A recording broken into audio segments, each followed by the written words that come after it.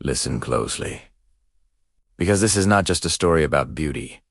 It is a story about jealousy so deep it turned love into poison, and innocence so pure it defeated death itself. Once, in the dead silence of a winter so cold, the rivers froze, mid-flow, in a kingdom wrapped in snow and sorrow. A queen sat alone by a tall, frost-covered window. The world outside was silent, white, endless.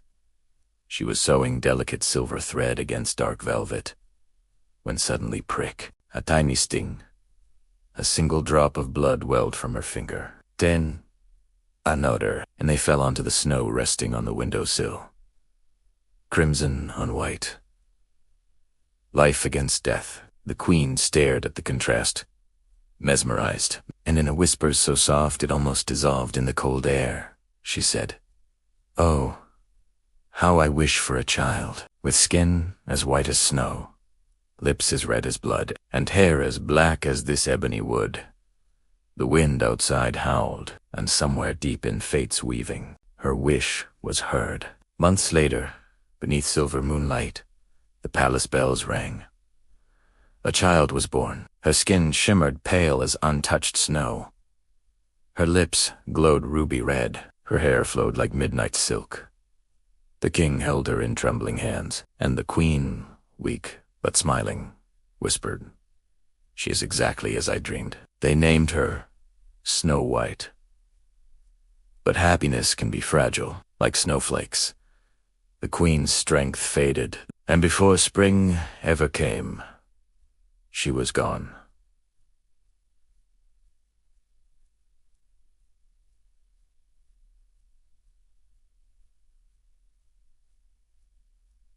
The king mourned. The castle grew quiet, and Snow White grew unaware that the world had already begun sharpening its thorns around her a year passé. The king remarried. She was stunning, radiant, elegant, graceful, but her beauty was not gentle. It was sharp, calculated, cold. Her heart beat with one obsession, to be the most beautiful woman in the world, and she possessed something powerful, something ancient, a mirror, but not just any mirror. A mirror that spoke. Every morning, she would stand before it in her jeweled chamber and ask, "Mirror, mirror on the wall, who is the fairest one of all?" And the mirror would reply in its hollow, echoing voice, "You, my queen, are the fairest of all." And she would smile, because beauty was not her gift. It was her weapon.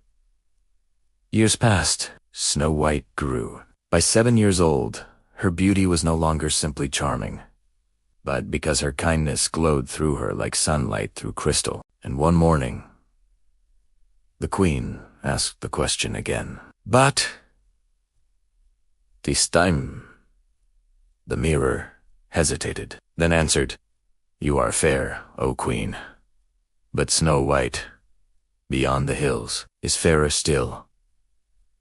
Silence. Then the queen's eyes darkened. Her fingers tightened against the mirror's golden frame. Impossible. But the mirror never lied. Jealousy entered her heart like venom, and it began to spread. She summoned the royal huntsman, a loyal servant, a hardened man of the forest. "Take the child," she ordered, voice smooth but deadly, "deep into the woods. Kill her and bring me her heart."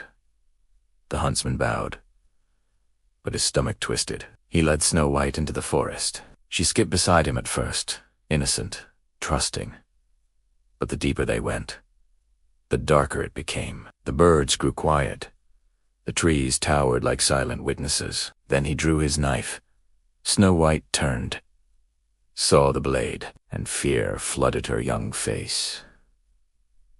"Please, dear huntsman, don't hurt me. I'll run away. I'll never return. Please." Tears streamed down her cheeks. And in that moment, the huntsman's heart shattered. He could not do it. He lowered the knife. "Run," he whispered urgently. "Run and never look back." She ran, branches tearing her dress, thorns scratching her arms. She ran till her lungs burned. Behind him, The huntsman killed a wild boar. He brought its heart to the queen, and she believed Snow White was dead. She ordered it, cooked, and consumed it. Smiling, alone, Snow White stumbled through the woods. Night fell. Shadows moved like living creatures. Owls screeched. Leaves rustled. Her tiny voice trembled. What will I do? Where am I? Hours passed. Then, a flicker of light. In a clearing, a tiny cottage. Inside were 7 small chairs, 7 tiny plates, 7 little beds. Everything was perfectly arranged, just small. Snow White, exhausted and starving, tasted a bit from each plate, sipped from each cup, then tried the beds. Too hard, too soft, too short, until finally, the 7th felt just right, and she fell asleep. That night, the owners returned. 7 dwarves, miners of the mountain, each unique, each strong in his own way. They stepped inside and froze. Someone's been here. Someone's eaten from my plate. Someone slept in my bed. And then they saw her, sleeping peacefully, glowing in candlelight. She's beautiful, but they did not wake her. They guarded her, and in the morning, Snow White told her story. The wicked queen. The huntsman's mercy. Her escape. The dwarfs exchanged looks. You can stay, they said gently, but never opened the door to strangers. Snow White promised, and for the first time since fleeing, she smiled. Back in the castle, Mirror, mirror on the wall, the queen asked again, and the mirror answered, Snow White lives beyond the hills with 7 dwarfs, and she is fairer still. The queen screamed. She would not be defeated by a child. Disguised as an old peddler woman, she climbed the mountain. Knocked gently. Lovely laces, beautiful ribbons. Snow White hesitated. But the woman seemed harmless. She opened the door. The queen laced Snow White's bodice tighter. Tighter, tighter until she could not breathe. She collapsed. The queen cackled. But when the dwarfs returned, they cut the laces, and Snow White gasped back to life. The mirror spoke again. Snow White still lived. The queen's rage grew hotter. She crafted a poisoned comb. Returned in disguise. Just look through the window, she coaxed. Snow White leaned closer. The comb touched her hair. She fell. But again, the dwarfs found and removed the poison, and she awakened. Never again. They begged. The queen knew she must be flawless. She created an apple. Perfect. Shiny. Red as temptation. Poison only on one side. Disguised as a farmer's wife, she knocked. I'll eat the white side, she said sweetly. You take the red. Snow White hesitated, but the apple looked so beautiful, so harmless. One bite, and she fell. This time, the dwarfs could not wake her. She lay still, breathless, but too beautiful to bury. They built a glass coffin, placed her upon a mountain, and wept. For 3 days, for 3 nights. One day, a prince rode through the forest. He saw her in the glass coffin, and his heart stopped. He read the golden inscription, Snow White, daughter of a king.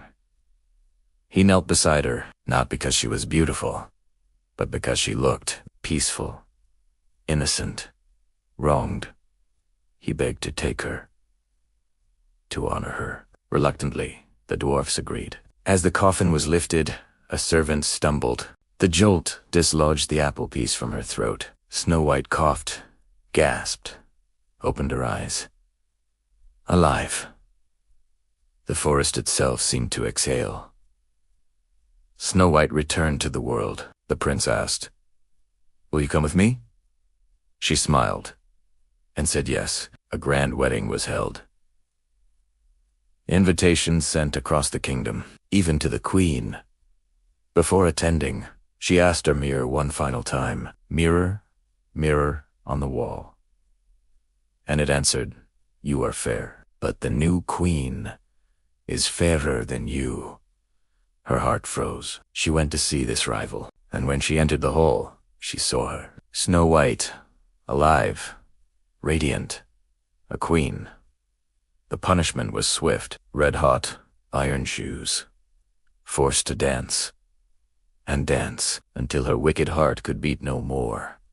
Snow White ruled with kindness, with compassion. She never forgot the dwarfs. They visited often, laughed, shared stories, and the kingdom flourished. Because true beauty is not in the mirror, it is in the heart, and jealousy will always destroy itself. And so they lived happily ever after.